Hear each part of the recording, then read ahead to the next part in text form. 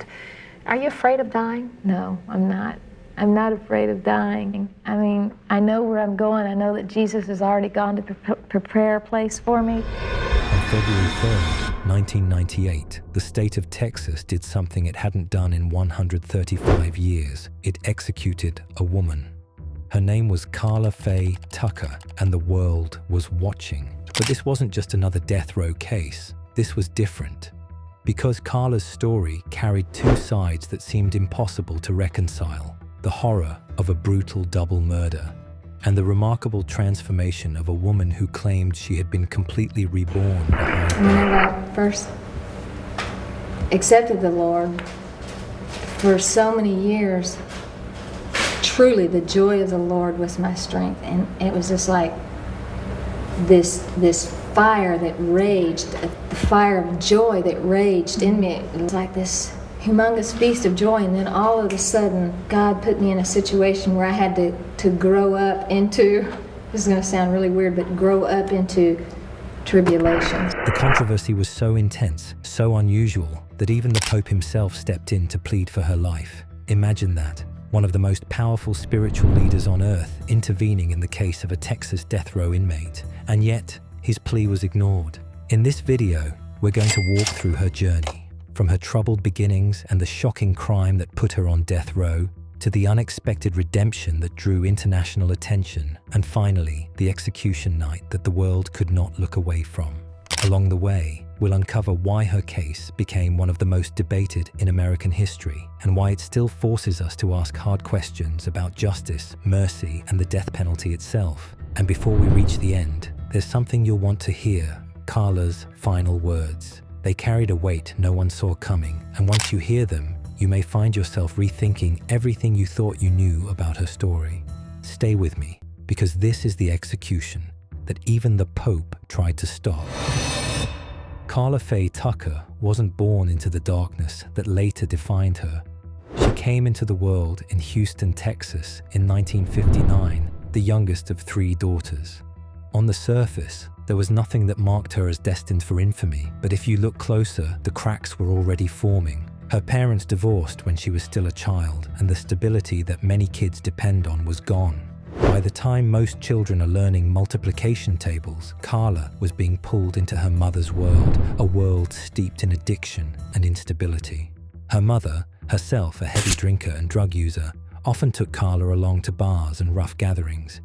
Imagine being 10 years old, sitting in smoky rooms, surrounded by adults chasing their next high. That became Karla's normal. And here's the startling detail most people don't know. Karla was introduced to heroin at just 12 years old. 12. Still in middle school, she was already hooked on hard drugs. It wasn't experimentation, it was immersion. The drug became her anchor, and at the same time, the chain that dragged her deeper into chaos. As she stumbled through adolescence, Karla gravitated toward men who mirrored the dysfunction she had grown up with. Violent, older, controlling, the kind of partners who normalized abuse and lawlessness. This is where Danny Garrett enters the picture. Older than her by more than a decade, Garrett was a hardened man wrapped in drugs, crime, and anger. Together, they became combustible. This pairing was not about romance in the way we might imagine it. It was survival, dependency, and shared destruction. Karla clung to him as both protector and partner in crime, while Garrett pulled her further into a lifestyle built on theft, drugs, and reckless violence. Now here's the moment that makes people stop and think. Karla was just 23 when the murders happened. 23. It's hard to reconcile the image of a woman so young with the brutality she was about to unleash. Many people watching the trial years later saw only the pickaxe killer. But to understand the case, you have to picture the young woman who had been lost long before she ever picked up that weapon. And this is where the tension builds, because the same brokenness that led her to Garrett, that led her to drugs, and that led her into that apartment on June 13th, 1983, would later become the very foundation for the redemption story that shocked the world. But before redemption, there was horror. June 13th, 1983, Houston, Texas. Karla Fay Tucker and Danny Garrett weren't plotting revenge that night. They weren't looking for blood. Their plan was far simpler: to steal a motorcycle from a man named Jerry Lynn Dean. But under the haze of drugs and recklessness, what began as a burglary turned into one of the most notorious murders in Texas history. They broke into Dean's apartment in the early morning hours. The air inside was heavy, filled with the clutter of a mechanic's life. Their footsteps weren't quiet enough. Dean stirred, confused and startled awake. In an instant, the theft unraveled into violence. Garrett struck first, swinging a hammer to put Dean down. The sound of metal against bone echoed through the room, followed by the scuffle of bodies crashing against furniture. Dean's cries filled the apartment, desperate, guttural, panicked. Then Karla picked up a weapon no one expected, a pickaxe. She swung it into Dean's body, once, twice, again and again, until the struggle ended. The weight of the blows, the sharp crack as metal tore through flesh and bone. It was brutal, unrelenting, but the horror didn't end there. In the room was Deborah Thornton, who had come to Dean's apartment after an argument with her husband, simply looking for a place to sleep. She wasn't a target. She wasn't supposed to be there. Yet in the chaos, she became the second victim. Karla turned the pickaxe on her as well. Thornton begged for her life, but her pleas dissolved into the violence of that night. And then came the revelation that would stun even hardened investigators.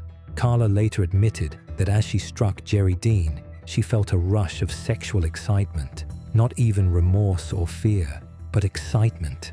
That admission was so jarring, it reframed how the entire crime was understood, cementing her image in the public eye as something far darker than just another killer caught up in drugs and violence. By the time the blood had settled, 2 lives were gone. Jerry Dean, the man they intended to rob, and Deborah Thornton, the woman who had simply been in the wrong place at the worst possible time. It didn't take long for police to catch up with Karla Faye Tucker and Danny Garrett. Within days of the murders, investigators had pieced together enough evidence to bring them in. The two were still lost in their drug haze, not fully grasping that the brutal night inside Jerry Dean's apartment was about to follow them for the rest of their lives. The arrest itself was unremarkable. No dramatic standoff, no final flight. But the weight of what they had done hung heavy in the air as officers led them away in handcuffs. For Jerry Dean's family, for Deborah Thornton's grieving husband, this was the first step toward justice.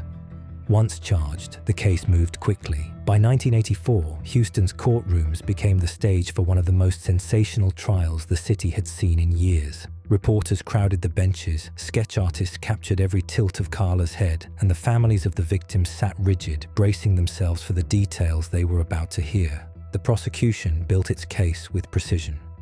Witnesses described the bloody scene in harrowing detail. Crime scene photographs, too graphic for some jurors to stomach, were entered into evidence. And then came Karla's own words, that chilling admission that she had experienced a rush of sexual excitement while killing Jerry Dean. That single statement, repeated again and again in headlines, shattered any hope of portraying her as merely an accomplice or a bystander caught in Garrett's violence. Danny Garrett was right there in the dock beside her, yet the spotlight rarely strayed in his direction. He had struck the first blows, he had joined fully in the murders, but Karla became the face of the crime. Perhaps it was her age, just 24 when she stood trial. Perhaps it was the shock of seeing a young woman accused of such brutality, or perhaps it was because of her own unforgettable confession. Whatever the reason, the public's eyes locked onto her. The defense tried to humanize Karla, pointing to her youth, her addiction, and the toxic relationship that bound her to Garrett. But those arguments crumbled under the weight of the evidence. After weeks of testimony, the jury delivered its verdict, guilty of capital murder, and then came the sentence: death. Both Karla Faye Tucker and Danny Garrett were condemned to die by lethal injection. For Garrett, the path ended quietly. He would spend less than a decade on death row before dying of liver disease in 1993, never executed. Karla, however, remained. She was alive, waiting, her name etched into public consciousness as the pickaxe killer. And as the years stretched on, something began to change, not just in her, but in how the world saw her. Karla arrived on Texas death row carrying the worst version of herself, strung out, volatile, and infamous. Then something unexpected began. She took a Bible from a prison ministry cart, started reading, and slowly changed how she lived each day. Over the months that followed, the patterns that once defined her began to break. She got sober. She prayed. She listened more than she spoke. By the mid-1980s, she was describing a conversion to Christianity and building a routine that looked nothing like the life that brought her there. Has praise been a big part of what's allowed you to really exist in a free way spiritually in the midst of all of this chaos? Oh, yes. To praise the Lord, because God inhabits the praises of His people. But to praise Him, that's even a choice that we make too. It can't be a feeling that we have. It has to be a choice that we make to open up our mouth and release that praise to Him, so that through that He can come in and do in our lives what He needs to do. The shift wasn't just in words. It showed up in habit and discipline. Guards and chaplains who watched her over years called her conduct steady and respectful. A warden would later describe her as a model prisoner, and chaplains testified that her conversion appeared genuine, not a last-minute performance, but a long, observable turn towards service. Daily life in the Mountain View unit was narrow, concrete, steel, and a clock that never stopped. But Karla found ways to make those hours matter. She wrote letters urging teenagers to avoid the path she took. She talked with women on the row who were unraveling, sitting with them through panic and withdrawal. Over time, she wasn't just staying out of trouble. She was useful, the person people asked for when someone else was breaking. Even outside the walls, reports noted she counseled others to steer clear of drugs and violence, the same forces that wrecked her own life. There were milestones you could point to. She was baptized in prison after extended study with a chaplain, an act that, for her, marked a new line between who she had been and who she was trying to become. Years later, she married by proxy to a prison minister, anchoring her new identity in a faith community that kept showing up for her. And then came a turn almost no one would have predicted. A member of a victim's family began visiting her. Ronald Carlson, Deborah Thornton's brother, walked into the unit, talked with Karla, and came away changed enough to publicly ask that her sentence be commuted. The man who had every reason to demand the harshest penalty became one of the voices for mercy. That reversal jolts people because it complicates the story we expect to hear about vengeance and closure. By the late 1990s, Karla Fay Tucker was no longer just an inmate on death row. She had become a story, one that reached beyond the prison walls and stirred conversations around the world. What made her case different wasn't just the brutality of the murders, but the transformation people could see with their own eyes. Televangelists Pat Robertson and Jerry Falwell, two figures who were known for being tough on crime and outspoken supporters of capital punishment, did something few expected. They came out in her defense. Their argument wasn't that she was innocent. It wasn't that her crimes should be forgotten. It was that the woman she had become was not the same person who had swung that pickaxe in 1983. For voices like theirs to speak of mercy rather than retribution shocked many of their own followers. From there, the momentum spread. Protests rose in the United States and abroad. Letters poured into the Texas governor's office. Human rights organizations raised banners with her name. Television networks carried segments questioning whether justice should mean punishment at all costs, or whether rehabilitation could matter in a system built for finality. And then came the most extraordinary intervention of all. Pope John Paul II personally appealed for Karla's life. His request wasn't casual. It carried the weight of centuries of Catholic teaching and the moral authority of one of the most respected spiritual leaders in the world. When the Vatican steps into a Texas death row case, you know it has become something far larger than a local crime story. This was the turning point. What had begun as a burglary-turned-murder in Houston was now being debated on an international stage. The question hanging over everything wasn't whether Karla was guilty. That had been settled years before. It wasn't just a question of crime anymore. It was a question of mercy. Could a woman who found faith and redemption still be put to death? As the international pleas grew louder, the decision came down to Texas. At the center of it was Governor George W. Bush, a man whose political future was already being measured in national terms. The question before him was brutal in its simplicity. Grant mercy to Karla Fay Tucker and risk looking weak, or uphold Texas's reputation for being tough on crime and let the execution move forward. Behind the governor stood the Texas Board of Pardons and Paroles, the body that could recommend clemency. They reviewed the case, weighed the arguments, and delivered their answer with stunning finality: a unanimous vote against sparing her life. 14 members, 14 no votes, not one broke ranks. For Karla's supporters, it felt like the door had slammed shut. Still, the governor held the ultimate power to intervene. Letters poured into his office. Even with the Pope's plea on her side, Texas would not bend. February 3rd, 1998, Huntsville, Texas. The final hours of Karla Fay Tucker's life unfolded in quiet rituals that masked the gravity of what was coming. Her last meal was simple: a banana, a peach, and a garden salad. Just a modest plate that reflected the calm she carried into her final day. In the hours before her execution, she was allowed visits. Friends, spiritual advisors, and supporters gathered for emotional farewells. There were tears pressed against glass, whispered prayers that trailed off into silence, and embraces that could never be completed. For those who had witnessed her 14 years of transformation, it was surreal to see her life now counting down by the minute. When the appointed time arrived, Karla was led into the death chamber at the Walls unit. The room was clinical, designed for one purpose. She was strapped to the gurney, IV lines slipped into her arms, and the machinery of the state prepared to deliver a lethal injection. Then came her last words.